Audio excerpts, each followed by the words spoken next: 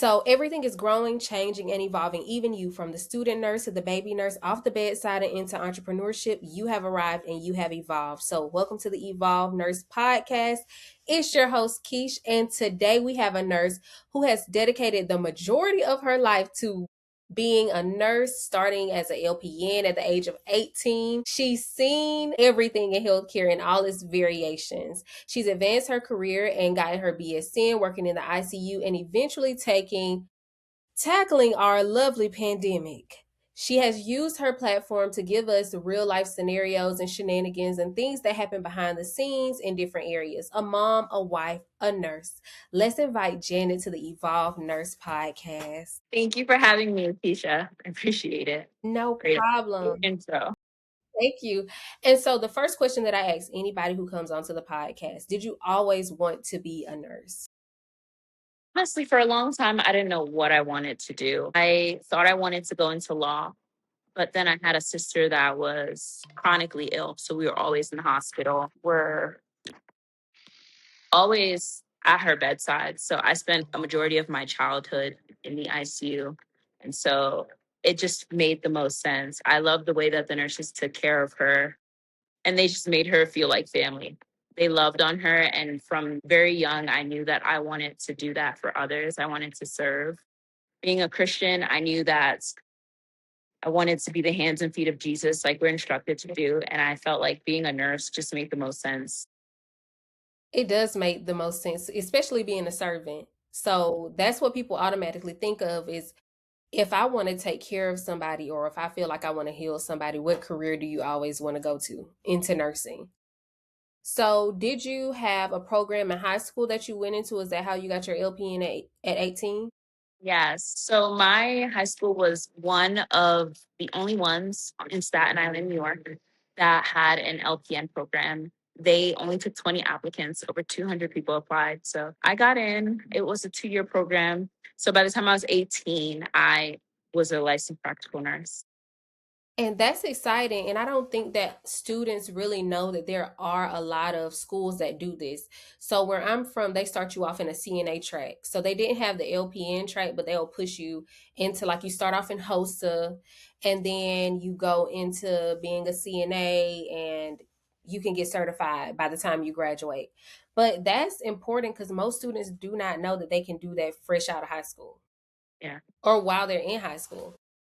Honestly, many programs like that, even the CNA programs, set you up for success because having X amount of experience being in your late teens, early 20s sets you up for a great job and career later on.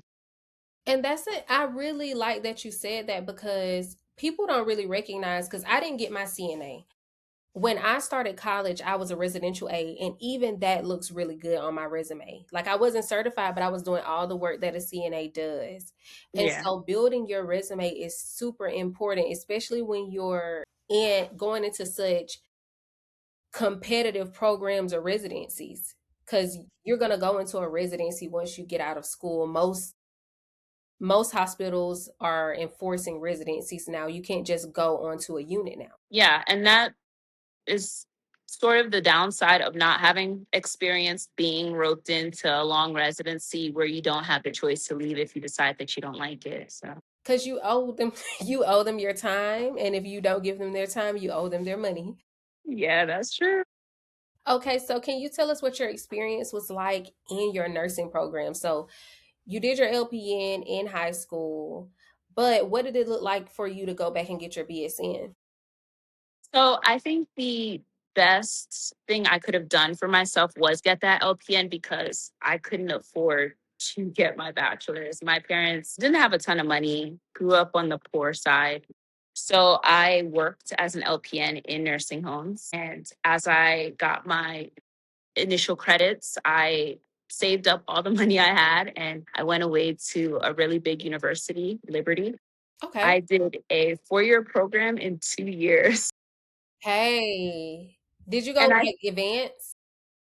did. I think also one of the things that was a struggle for me in my academic career was maxing out credits because I knew I was paying for it. maxed out credits every year, took all my sciences together, and I completed that thing as quick as I could. Like microbiology, chemistries, all of the science. I did it Girl, all. you I know did what? it all. I can't even talk about it because I got my biology degree. So that's all I was taking. I'm still traumatized.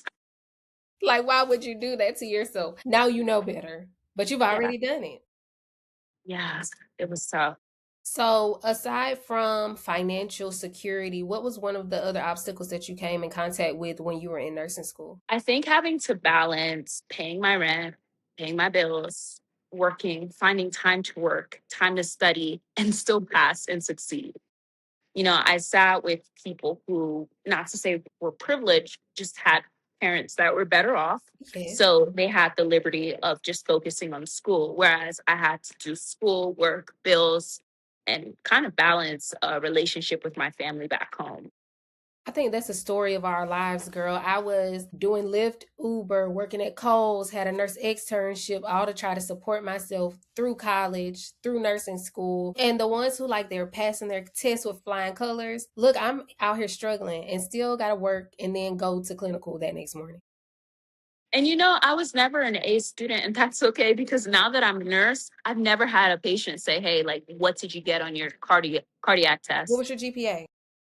I've never had that question come about. So I was a B student. Hmm? As long as I made it through, got the grades, moved on to the next semester, that's all I really cared about. And that's important for people to realize is that having a life outside of nursing is important because so many of us get so focused on like we have to pass a test. A lot of us have the PTSD around just getting our nursing degree because that might be the only thing that makes us financially secure, especially when you come from an impoverished background. And so for me, I'm like, I got to do this or I'm going to be a biology teacher. And not too much on the biology teacher. One or the other. I was gonna be a biology teacher. I was like, I already took my GRE. We're in this. Like, we are in this thing. We're gonna be a biology teacher. We don't pass. Amen. And you made it through. I made it through. We are here. We are here. And I came into nursing during COVID. But how was your experience in the pandemic? Because I know that can be a lot.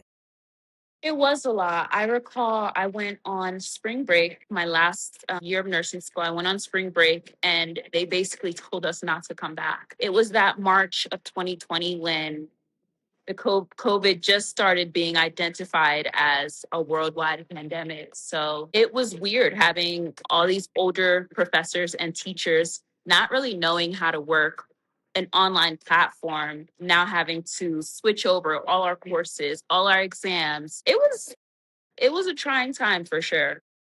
And I don't think that people really like recognize that when you do have older professors, and that's what we were talking about last semester in teaching, and it was the transition from going from classroom to hybrid and how they're struggling with doing that, how much money is costing for them to even implement that. And so when it came to COVID, I was like, I was lucky because I had an externship, and my externship was also my clinical site. And so they allowed me to continue doing that. But all the other students in my class, they had to do the simulations. There were also some programs where even if you were still in the hospital, you weren't allowed to be near a COVID patient. You weren't allowed to even step in that room, which makes no sense, being that when we become medical professionals, there are no limits for us. No limits. Nobody cares. Nobody cares. Put you out there, put you in it, like give you the same mask that you had for 2 weeks. They say they're gonna sterilize it. It was a lot of things going on during that time. Yeah. But so let's talk about your experience as a LPN in the long-term care setting. Yeah. So I started as an LPN in a long-term setting because my aunt was the manager of one. So before I even took my NCLEX, I was able to start pushing a cart, getting familiar with the residents, with the patient care, with working with CNAs, collaborating. It was difficult. I'm not going to lie. I was 18 years old. Most of the CNAs had been doing it for years. So I kind of had to earn their respect, had to earn their trust. One thing that isn't talked about enough, can be lazy nurses who just kind of expect their CNAs to do it all for them. So I had to work my way up there. It was difficult, but it didn't help the fact that also nursing homes are severely understaffed. You don't Yes. always have the meds you need, the supplies you need, or the resources, honestly.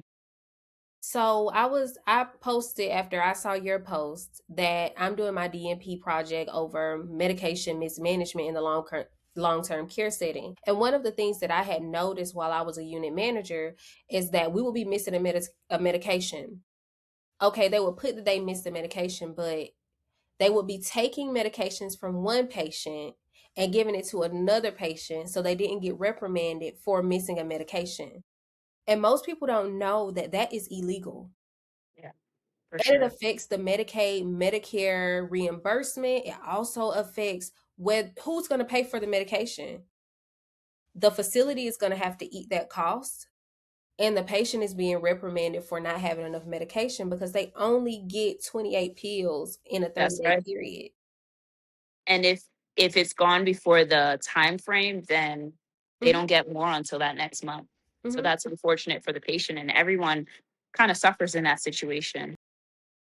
So let's kind of go ahead and dive into your experience in the long-term care setting and how you ended up getting into management. Like, what in your mindset, let's just go and do this?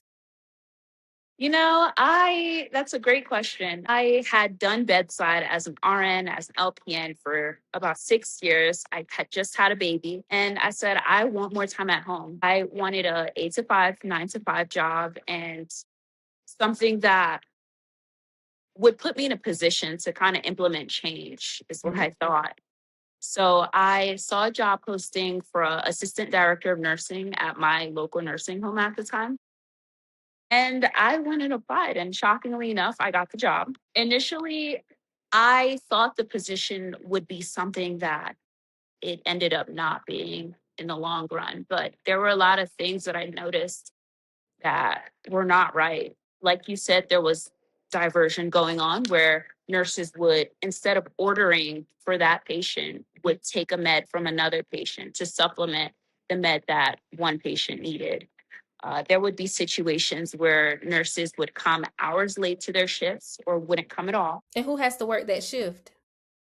would have to pick up the slack as the Exactly. assistant director of nursing. So, Mhm. whereas I thought I would be in the office implementing change, trying to see how I can better help and better serve the residents, I would instead be on the cart pushing meds, giving meds, doing treatments, giving feeds. And I ended up right back in a position I didn't want to be. With all the extra responsibilities of ADON.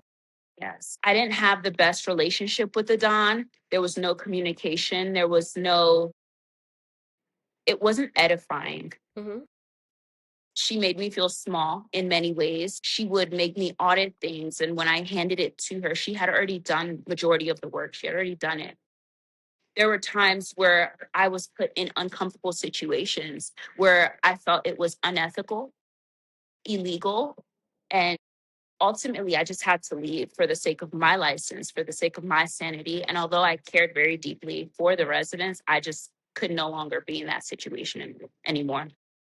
Remember sitting in my car on the phone with my dad when I was putting in my 2 weeks notice, crying in my car because I knew that I had a patient whose family didn't care about her, and they didn't care about the fact that she was her own self, and she no longer wanted to be on dialysis. And she told her family that she didn't want to be on dialysis, but she was afraid to tell them. And all of a sudden, her family member walked in with a piece of paper that they had signed, not the patient, that they were taking over her rights. And I was sitting, I was like, I know I have to leave, but I don't want to leave because who's going to advocate for these patients when I leave? And he was like, if you stay there, what is that going to do to you? That's true. Because that is the hardest thing that you see in the nursing home is how you see this in the hospital as well, but you see the family dynamics of if a family really cares about a patient. Sometimes they'll come and clear out their family members' whole financial account, take their money and just disappear into the abyss. And now they have no idea where their money is or who has control over things. And you have to be very specific about how you say things. The thing that I've noticed about long-term care is that they when you start off in long-term care, you have the mindset of being in long-term care Yeah. where compliance is not something that they don't know much about compliance. Foley's, IVs, things that they are doing things they're not supposed to be doing. The scope of practice is always blurred. It is a mess. I've seen too where things just get checked off before they're actually done. As the ADON walking around, making sure things were done, seeing nurses just check things off. And I would question and they'd say, well, I know I have to do that. I'll do it at some point. And then their shift gets busy and they never get to it. So say Paul in room 10 has a Foley that needs to be cleaned. Now it's been 10 days since someone's cleaned it. Now he ends up in the hospital for a UTI, ends up with sepsis, and now he's in a situation where it's his it's his life possibly. And according to documentation, they've been cleaning every day. They've been cleaning his Foley every day. But how did you clean his Foley at 6:45 when you first got in? When you first got in, you cleaned his Foley every day at 6:45 when you were supposed to be getting reports. Right. And it's sometimes a situation of if you can't beat them, join them, right? So even if a great nurse Mhm. walks in a long-term care facility, like you said, after a while, you become a long-term care nurse. You have the mindset of, well, I'm short every single day. Mhm. I've seen great nurses come in and stay hours after their shift, making sure that everything's done just to come back to a mess Mhm. or have to pick up the slack from a nurse who didn't have that much care and patience for that patient. So after a while, it's like, what's the point, right? Yeah. Why am I the only person here who cares? And that's when you have to leave. I feel like the biggest mistake in long-term care is that they never leave. They don't know what it looks like to be in any other specialty or setting. And it's important for them to know that it's other areas out there. This is draining you. You see what it's doing to your mental health. But because this is familiar to you, you stay. It's also hard too because sometimes long term care settings are the places that pay the best, right? They What do. if it's a situation where someone's just an LPN? Nothing on LPNs because I was there before, Mhm. but the hospitals aren't taking LPNs anymore. So They sometimes that's are. simply They are. A lot of hospitals still are taking LPNs, but they do require you to go to school within 2 years of true. hire. That's But true. most people don't know that because they are stuck in like, I'm an LPN, I might as well go to the nursing home, which is nothing wrong. We need nurses at the nursing home, but we need our nursing homes to be effective. We need them to be clean. We need them to care about patient care more than they care about the money that's flowing in. I think also seeing the perspective of management, sometimes it's a numbers game. Mhm. They want to see how many people they can take in to meet the quota. Beds, fill the beds. So they don't care who they're filling it with. If they're filling it with 10 totals for that month, total care patients, but we only have two nurses staffing the entire building at night, Two CNAs, CNAs, sometimes one, not recognizing that the CNAs are getting burnt out. And then sometimes you do have nurses who do not care to help the CNAs or they don't have a great work relationship or great culture. So they feel like it's not their job to help with the CNAs.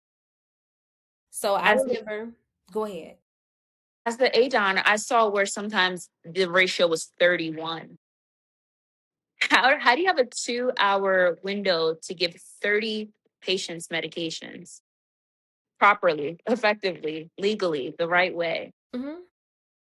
I remember having to tell, and it's because I came from the hospital. So hospital mindset is you do everything by the book. Now, for me, it was everything by the book, but I'm not going to say everybody at the hospital do everything by the book. But when you come into nursing as a COVID nurse and you see the things that are wrong, you still kind of have the eyes to see things that are wrong. And so I will be like, I would see my nurses giving high blood pressure medications, but they're not taking any blood pressures. I'm sorry, that wasn't funny. It wasn't funny, but it happens all the time. As an LPN, I was given a list from the CNA of blood pressures. They all look the same. Room one Yeah, to maybe that's 15 just off. 120. He looks like he about 120 over 80.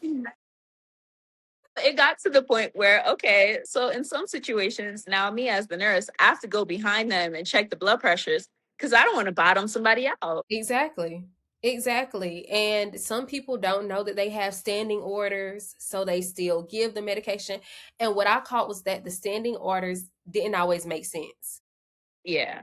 They did not always make sense. I'm like reading it, I'm like, okay, The so that means like, parameters. yeah, the parameters, they did not make a lot of sense. I was like, so what do you mean by this? Like, I'm like, okay, so do you mean that we're supposed to be doing this? Can you please change the language in this so that our nurses can know? Because they will be like, why am I giving insulin for this? Like, what are these parameters? Does she mean this or does she mean? I'm like, let me go ahead and reach out to them and see because it did not make sense to them. And if I wasn't there to create an open culture to where they felt like they could talk to me, they would never ask the question. Right. That's true. Or just having the supplies you need, really. Hmm. How many blood pressure cuffs were made available? How many people have to buy their own blood pressure cuffs? Their That own part. O2 probes. You should not have to supply the facility with a blood pressure cuff. You shouldn't have to bring your own. It should be supplied when you get to the job. I did run into some instances when I was in ADON pushing the cart where I couldn't find a glucometer, or there was only one in the entire building that we had to share. So And how many if some patients? exactly how many patients need their sugar checked, And it's and only one glucometer. you have a 30-minute, sometimes in some facilities, an hour where you can use that blood sugar and treat it. So Yeah. if I have the glucometer at 7 o'clock, but I'm not giving Paul his medicine till 9, now I got to go run and find the glucometer again and recheck it. So ultimately, you set a stack of papers of your audit on your DON's desk. Said, here, I did this audit. Some things are off about these narcotics. And you said they collected dust. Collected dust, did not move an inch, a centimeter. She did not blink in its direction. I stayed there for 2 months and I would kind of remind her every few days, like, hey, the audits. And she'd say, okay, I seen them. But they stayed in that exact position. And it took me a little bit to realize that she ultimately didn't care. I'm not sure if she was in cahoots with those nurses. She did have a good relationship with them. But like many people commented on my post, I believe that was just an avenue she wasn't ready to go down because it would require accountability. Because what are we going to find out? Who are we going to have to fire? If I fire those nurses, who's going to pick up the shifts? Me? Like, I'm going to have to push the cart if we fire all of these nurses that are diverting. If she wasn't the one who was, you know, diverting, and that happens a lot. Many people do not talk about how many people struggle with drug addiction, substance abuse, and long term care in the OR. I remember having an educator who was also, she was in the OR. They took her out of the OR because she was diverting, put her into education, and she still struggled then. So many people don't talk about how diversion happens in healthcare so Yeah. much. I agree where there should be an aspect of giving grace, allowing them to seek help and possibly coming back at some point. But way too often I see where it's just a slap on the wrist Mhm. and they're back to work the next week. Yes, like even surgeons. I've even seen surgeons like one of the girls I went through residency with. I guess she worked for the FBI at some point because the amount of stuff she was finding on people that I would be like, how would you even come up with this? She found out that one of the surgeons was writing prescriptions for himself under a different name and going to the pharmacy and getting the prescription, and he still had a job. That's insane. And so, at what point, and during those cases, do you know that he uses cocaine for his cases? You It's know, like ENT. wait, on his patients or He uses on his patients. But that's the thing. When you have somebody that is diverting and that is struggling with substance abuse, do you think they're really going to get off of a substance if they're always interacting with substances? If you see this every day, all day, you're always going to be triggered by that substance. that also makes me wonder how many times, if ever, are they doing it alone? Yeah. Like some you see something, you say something, but sometimes, depending on the status of that person, or you just wanting to mind your business, come to work and do your job, that you just don't say anything. Hmm. And that's unfortunate. I've seen, especially in the nursing home, where it's easy. I'm not gonna lie. The nursing home I was in, there is paper charting, but there's also the MAR, and that's how I was able to catch a lot of the errors. They would be signing meds out on people that have passed away. They've been gone for weeks, but you're still charting that you gave. Sorry, Paul is just my name in this I scenario. see Paul. It's That you Paul. It's gave Paul for me. gave Paul his tramadol when Paul been dead and he's cold in the ground. That makes no sense to me. So I'm wondering if Paul's tramadol was still on the cart to be used and not given to pharmacy to destroy once Paul had passed away. And in that particular facility that I was in, it was the job of the ADON and the DON to destroy the medications together. Hmm. Well, I worked there for 2 months, and not once did she ever tell me to destroy meds with her. There was a shift where I walked in and she was destroying meds with one of the unit managers, who, in my personal opinion, looked like she could have been on something. Hmm. So when I had said, how many times are they doing it alone? Kind of what I was inching towards. Sometimes it's a group of people. Sometimes it is, and then sometimes people carry it well. Sometimes you'll never know that they are the person that's diverting. And that's why it's like you don't know until you find out, and sometimes you're extremely shocked like I would never think what, but you never know what someone has went through, their reasoning behind them being on substances. We really don't know, but when it comes down to it, to be stealing from your job, you need to seek help because it starts at the it don't start at the job because you've been stealing everywhere else, but to feel comfortable and come up with a plan, to concoct a plan to steal a medication from a cart. Because actually thinking about it, I feel like I would just get caught with anything. I just always feel like I'm getting caught. So I don't do illegal things because I just know that my face is going to say I'm guilty. Guilty of what? We don't know. It's something, right? Like it Yeah. got to be something. It's good that you don't lie well. Yeah, I don't. And I'm like, I could not do that.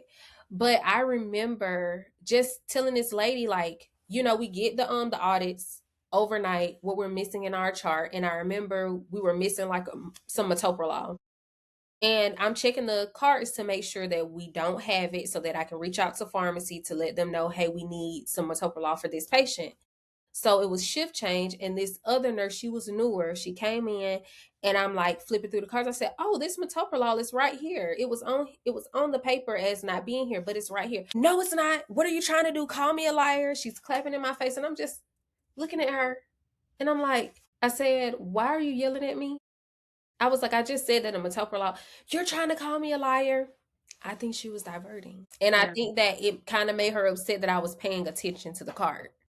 Like people like that love people who don't pay attention. They love a DON who is not going to pay attention because they know they can get away with things. But as soon as you start investigating, you become enemy number one. Yep. Yep. It was really difficult for me ultimately deciding whether I wanted to be that change maker, but because they weren't allowing for me to do my job, do my role, and implement that change, I don't think anything was ever going to happen. Hmm. It takes a lot to change environments like that. And it's not to say that change can't happen, but I think that it's easier when you're not in the system to change the system. That's true. Like, to be a part of the joint commission or to be a part of state or to do things like those jobs as opposed to working in it and then having to implement those changes because like you said earlier you have to earn people's respect, and I'm of the belief that you shouldn't have to earn the respect. It should be given to you up front, and then if you somehow cause a rift in the respect factor, then that's that. But to have to earn people's respect, that's a form of what we all know that happens: eating their young, bullying Yeah. the nurses. You're having to go above and beyond just to make them feel like you're good enough. Yes. I like that term that you used because that's exactly how I felt, as if I wasn't good enough. That I had to show them that I went to school, I got this degree, and I know what I'm talking about. Exactly. And then you're young. Yeah. That's the thing that we always, every time something comes up, me being in admin now and me being an admin at a long-term care facility, people seeing that we were young, we're young and we're black, they don't really respect us that much, even if they look like us. Yeah. They really don't respect us that much because they feel like you don't have enough wisdom to even know what you're talking about. You don't have enough time under your belt to even know that you're talking what you're talking about. To a certain extent, I know that having experience definitely helps with the job, but sometimes fresh eyes help even more. Yes, because we're already scared. Like, we're scared it's gonna be wrong, so we're picking up on everything. Like, why did you put that Foley in? Like, one of my friends just told me that she saw somebody putting in a Foley at a long-term care facility and they did not put it in sterilely. And I said, "What?" She said, "Yes, girl. They didn't put it in sterilely." And I said, "Hold on." I said, "Foley 101, it has to be put in using sterile precautions. Like, what are we doing?" And she was, I said, "Yeah, they're gonna have a UTI." She was like, "Yeah, we gonna go ahead and we gonna give them some prophylactic antibiotics." I mean, hey, don't get me started on the treatments that weren't done as well, and people who were Double that.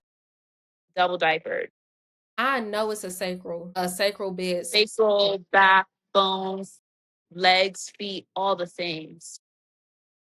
And again, it just stems back down to just not having the time, not having the resources, and not having the help. Mm-hmm. Sometimes I would grab the CNA and say, hey, like, let me do this dressing change. I need your help with pushing the patient. Oh, I don't have time for that. So, Lord knows my back suffered. Yes, our back, baby, our backs. The back is all that we have. Once we don't have the back, what do we have? We don't have anything if we don't have our back. Now, what I can say is what I had learned during that time, that I would have to put my foot down. And it was one of the hardest things that you have to do, especially Yeah. being such like a people pleaser, someone who's like, "Hey, everybody, we're gonna do so great today. We're gonna make these changes." Evidence-based practice isn't something that is preached in the long-term care world, and it should be, because It should. everything is, I did it this way for 15 years. I've been doing it this way for 15 years. Well, 15 years ago, they didn't say that Chuck's pads shouldn't be on beds, or they didn't say that a draw sheet shouldn't be on beds. We should use Chuck's pads. Yeah. Like, some things change because science changes. And those things need to be implemented in the long term care setting when they roll out. So when changes happen, like ADON, DON should be on it when policy changes. Yes, I agree with But that 100%.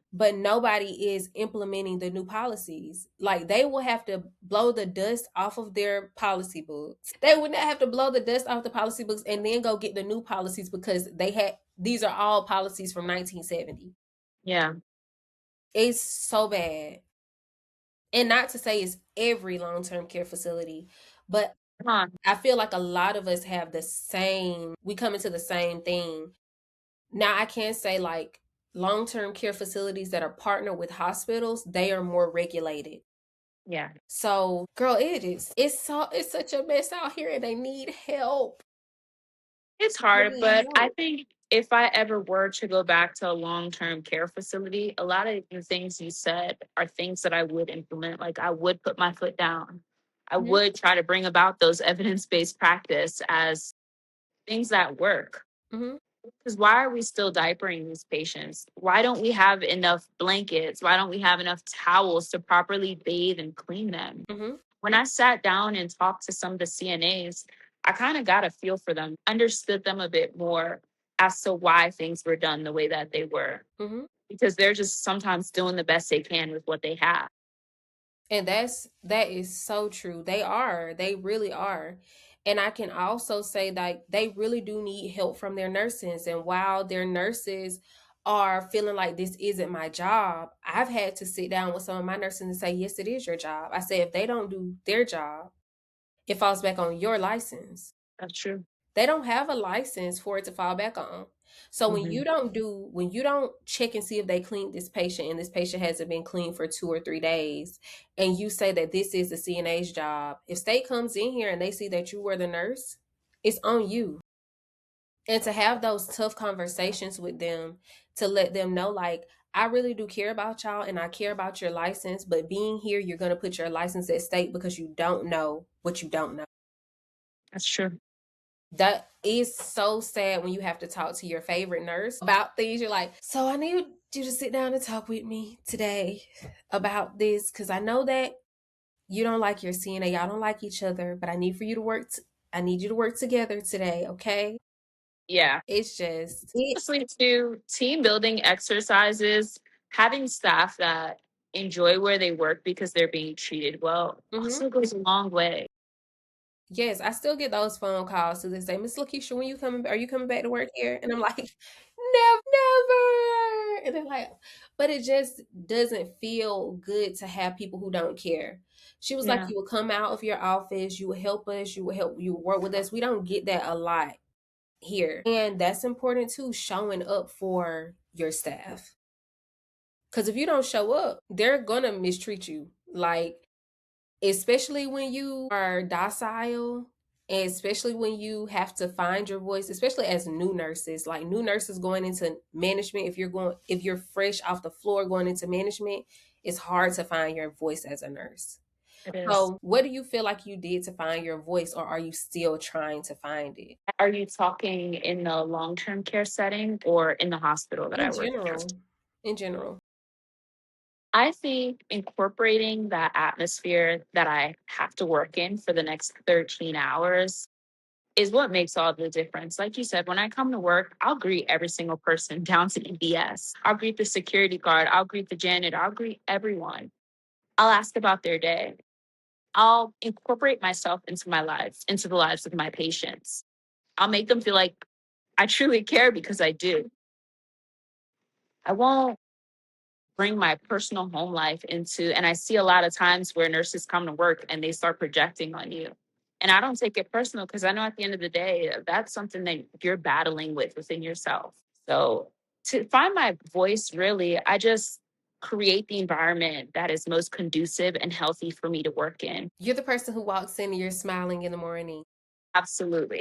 I've Absolutely. had people say, you're so cheery.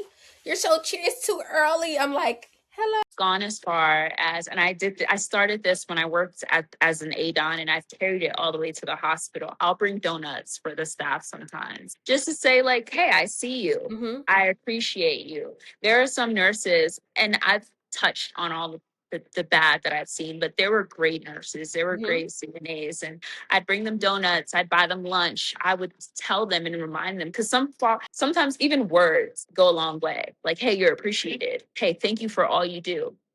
Hey, I see that you did X, Y, and Z last week, and that you stayed an hour after your shift to make sure everything was charted. Thank you. And that's the qualities of a good leader. That I feel like people do not recognize what the qualities of a good leader is. Noticing your staff, like you said, like rewarding them, even if it's something small. Like I was talking to my mentor and she was like, get to know your staff. She said, know what their favorite candy bar is. If they do something, or if you feel like today you want to reward them for something, just give them their favorite candy bar. Just let them know that you see them. Because sometimes all people want to do is be seen. That's true. And in healthcare, we ain't seen, girl. We've been going through a lot out here. We It's have been hard. going through a lot. It's hard.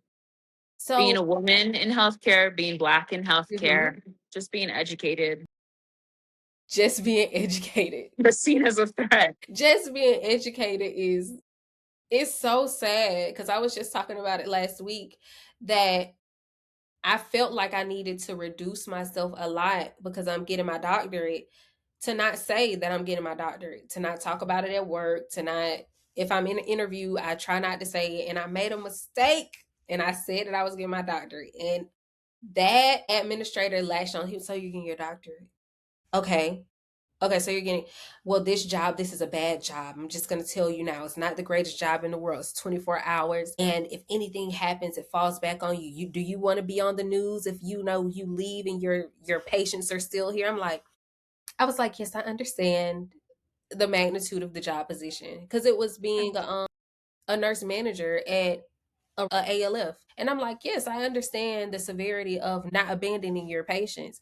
Well, we have a hurricane. And I was like, are you going to ever say anything good about the position? Do you just, I feel like Exactly. at that point, he saw that I had the experience. He saw that I was a great candidate, but he wanted me to back off the job. I He had felt four threatened. interviews for that job, four. He felt threatened at the end of the day. And it's so hard for us to recognize when we're being like pushed, or for us to recognize that people feel threatened by us, or that even just our education makes people feel uncomfortable. So just being educated make people Just feel being so educated. uncomfortable. You have your BSN, when you're LP, even if you're LPN and you have CNAs, even if they're of color, not of color, you have to worry about that. Then you get your BSN, you got to worry about that. Like, Yep. It's this unseen competition. exactly, exactly. And it shouldn't be that way because we need people in all of these areas because every Yes. one of these people are needed. Like, we need They matter. our people who have their DNPs, who can be in administrative areas because we need great leadership. We need BSNs who they understand the business side of things, but they understand the clinical side of things. We need LPNs to hold it down for us in the interim because we ain't at the bedside anymore. So they just need to start hiring the LPNs. Start hiring the LPNs, help put them through school, be supportive with them, and the nursing shortage that y'all saying that we have will disappear. That they're saying we That have. they're saying we have. We all know that they don't want to pay us any money, so we flee. We flee. We do. And you also were a traveler, correct? I was. How was your experience as a travel nurse? I did travel nursing for 4 years, and honestly, that brought back my love for bedside nursing. Yes. Getting to experience different hospitals, different policies, I actually felt like a change maker. Mhm. Because people listen to you. Yeah, I remember, like, being a traveler and going to different areas and seeing that they actually have, like, huge meetings about the things that are happening in the OR, and I'm like, "I didn't get this at home." I didn't get my voice wasn't heard at home, yeah, and I think that's so important that when you travel that you learn so much. do. Because if you're at one place for an extended amount of time, if you don't see better, you don't do better. You don't Mhm, know that there's different out there. mhm, Like there's multiple ways to skin a fish. I've worked in over 10 hospitals and I've learned so much that I think I'll carry for the rest of my career as a nurse. and And that's even what if makes you I, wanna make change. yeah, I think that everybody should travel, honestly. I feel like the people who are in the hospitals who don't want to leave, I think they need to just make the decision to go. See what else is out there, see what can change, see what it is so important to get different aspects and different perspectives of what can happen. Even if you don't leave your hospital, go to another unit. that's See what true. it's like on another unit. I think like with my nurse externship, it taught me the different variations because I did OR, I did home health, I did med surg, ICU, PCU in my Wow. externship. Yes, I was in the ED. So when COVID happened, I was in the emergency department. We're testing people.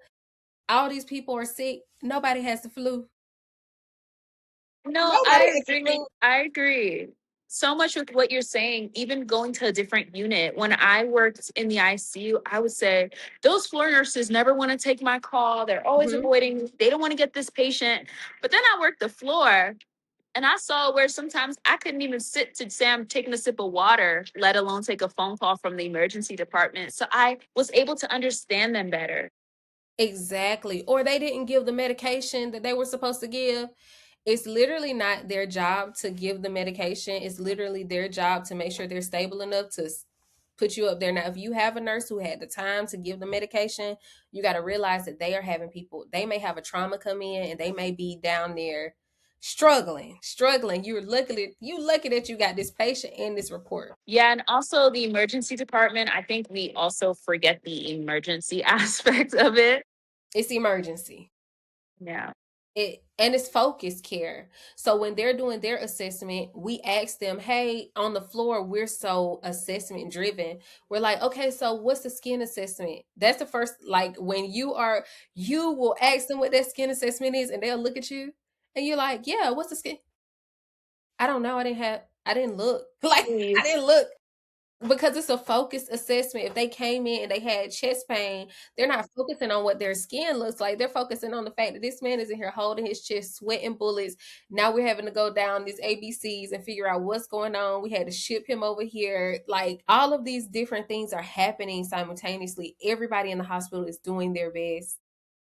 I made that same mistake as a new grad nurse. I would ask the ED all these questions. One time they sent me up a patient with no legs and they said, oh, yeah, all the pulses are intact. So Now I learned they real knew better quick. for that. They knew that man was an amputee. Look, I learned real They went too quick far. just to get the hot little notes, the things that matter most. What's gonna kill them in the next hour is all I care about. And if Mhm. nothing, just send them on up. Let me know what I need to know to do my job and send them on up. But you know what? I love being a new nurse because I feel like for me and my externship, it taught me a lot. But I did see how people were like, "So, how are we going to talk to the doctor? How do I really have to make this phone call? What is this? What is this telemedic going to look like that I have to send them? I don't know." Like just being afraid and being so fragile during that time, we just did not know. We were just out here in the world. Like nursing school did not prepare us well. It didn't prepare us for the real world. And not at all. I think I learned 5% of the things I actually needed for my career. I still like profusely sweat when I know I have to give a full S bar, call the doctor, when I know what I want from them, but I don't know how they're going to react towards me because sometimes it's not always pleasant. It's not. And what I've learned, because the OR is a very strenuous area, and you have to deal with a lot in the OR as far as ego, Yeah. attitudes, standing up for yourself, standing up for your patients, and learning way back then that I had to have a backbone to even advocate for my patients.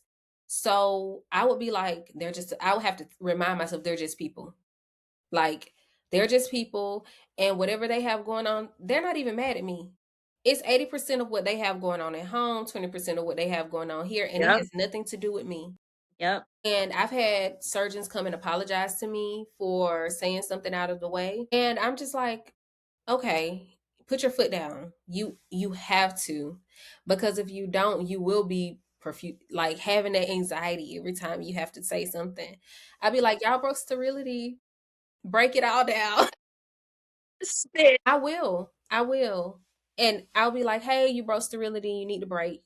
I'll get you some gloves and some gowns. I will have a solution for their problem, which makes it a little bit easier for them to digest that I'm like disrupting something. But I'm like, it's always about patient safety. And I will include that. I'll be like, we got to keep our patients safe. Bring it back to the patient. Bring it back to it's not my fault. It's the patient. Ultimately, it's the patient's fault. If we didn't have to keep the patient safe, then you wouldn't have to break scrub. But guess what? You broke sterility. No, you did what you need to do for your Mhm. patient, and that's the most important thing. Sometimes it's not good to be comfortable in your career. It's not good to be comfortable at your job. Mm-mm. That's why some people don't want to leave because they're comfortable. And being in healthcare, you're always going to come into contact with discomfort. When is the question? Because you're going to come in contact with it, but when? And are you going to say something when you're met with the discomfort? Because it can come in the form of having to address something or, having conflict. People hate conflict, but there is a such thing as good conflict as well. Yeah. It doesn't have to blow up. It doesn't have to feel like you're being talked down to like you did with your DON. It can literally be like me sitting down with my scrub tick and saying, "Hey, you got to make sure that you're pulling this stuff." Yeah. And whether One it even yeah. escalates, you have to know how to conflict resolute. One of the things I'll say I gained as a nurse over the past 8 years would be the fact that I'm very confrontational now in a very respectable manner. I love it. I'll sometimes take things personal, but I'll sit with it a little bit. I'll give it time because I can be a hothead. But after that hour or two, I'd be like, hey, like I didn't really like the way you did X, Y, and Z. I think that if we did this instead, it would have been more conducive. Like you said, bring about a solution. Don't Mhm. just bring about a problem. Yes, I know that we talked about debriefing a lot during the wonderful pandemic that we had. But we would debrief, and after we would have somebody who unfortunately not be with us, gone on to the upper room. What we would do is we would take time to sit outside and say, "Hey, what is something that we could have done better?" Okay, next time if we come in contact with this, what do we do? Did anybody see anything that we didn't do that we could have done, and why didn't you speak up about it? And I feel like we need to always have those checkpoints in healthcare because it shouldn't only be when we have emergent situations. But what is one piece of advice that you would give to our upcoming nurses? One piece of advice that has helped me in my career that I would give to any upcoming nurse, new grad, even seasoned nurse is don't be discouraged. Keep going. There are many Yeah. times starting from when I went to school and I was full-time school, full-time work, where I had my academic advisors tell me, hey, like you're gonna fail. You're doing way too much. Your plate is way too full and you're gonna fail. And if I listened to what they said, I would have been discouraged and stopped then. I don't know. There are many times where I have an idea or I have a new position that I want to take on and someone tries to talk me out of it, such as your coworker did. And if I allow myself to be discouraged, I would limit my potential for growth. And so the piece of advice that I would give to any nurse is keep going. Don't let a friend, a family, a spouse, a dog, a cat, don't let anyone discourage you from all the things, the great things that you can do. Look, that is such an important word that you just gave us today on this lovely evening. Because people do get discouraged and they'll internalize that and it'll follow them. People don't recognize how it stays with you at every checkpoint of your life. So, y'all listen to the word that she just said. Janet, how are you balancing being a mom, being a nurse, being a military wife? Like, how are you doing this? Honestly, by the grace of God, He is my strength. He carries me day to day. He holds me up when I can't hold myself, and He believes in me, so I believe in me. Shout out to the Lord. Shout out to Amen. the Lord. Amen. But is No, there it's really just about making time, having little pieces of a pie, and when you're in this piece, you're not worried about this piece. I'm at home. I'm at home. It's family time. That's an important piece that y'all need to, if you are new nurses and you are fresh onto the unit and every day you come in, you do your job, you go home, you say, hold on, did I hang that IV fluid? I can't remember if I hung that IV fluid. Did I give that med? Because I can't remember if I gave that med. And then it's eating you up inside. You can't really sleep because you're taking work home with you. I want you to remember your time at home is your time at home. Yeah, it's valuable. You can't Mhm. replace that home. Exactly. You can't spend 12 hours at work and then spend the next 12 hours thinking about what you did wrong at work. And that's important. And I'm glad that you said that because most people are taking work home with them every single day. Yeah. And it becomes exhausting. So, knowing where to balance your time, and I'm glad that you're balancing your time with your family, your little ones, Yeah. and it's so important. So, what are you doing now in your career? Currently, I'm studying. What I'm studying for, I'm still unsure. I do want to go back to school for my master's. Okay. And I'm balancing the pros and cons of either doing my nurse practitioner or my CRNA. Yeah.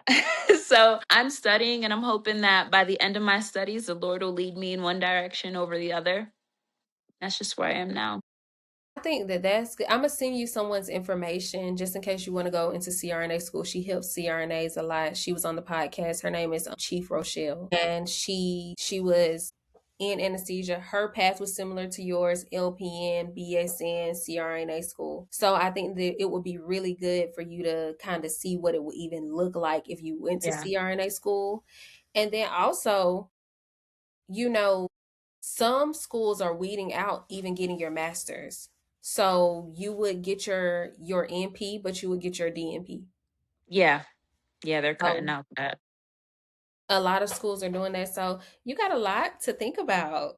I do. You have a lot to think about, but it's going to be so beautiful and you'll figure it out. But I want to say to everybody, thank you for listening and thank you for coming on to this podcast. Thank you, Janet, for giving all this information and sharing your story with us because you did not have to share with us, but you did. And it's very important that we share our stories and we let people know that they can do this.